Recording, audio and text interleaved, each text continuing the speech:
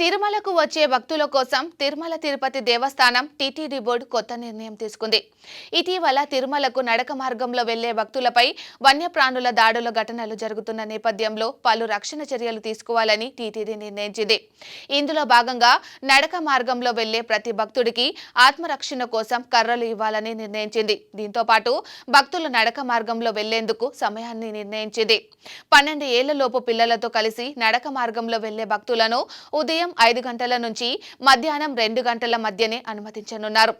ఇతర భక్తులను ఉదయం 5 గంటల నుంచి రాత్రి 10 గంటల మధ్య మాత్రమే నడక మార్గంలోకి అనుమతించనున్నారు. రాత్రి 10 గంటల నుంచి ఉదయం 5 గంటల వరకు ఎవరిని నడక మార్గంలోకి అనుమతించరు. ఇక తిరుమల ఘాట్ రోడ్లపై ద్విచక్ర వాహనాల రాకపోకలపై కూడా టీటీడీ బోర్డు పలు ఆంక్షలు విధించింది.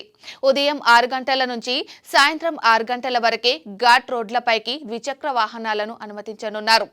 వన్యప్రాణుల నుంచి భక్తులకు రక్షణ కల్పించేందుకు గాను జంతువులను అదుపు చేయగల నైపుణ్యాలు ఉన్న అటవీ సిబ్బందిని ప్రత్యేకంగా నియమించుకోవాలని టీటీడీ నిర్ణయించింది.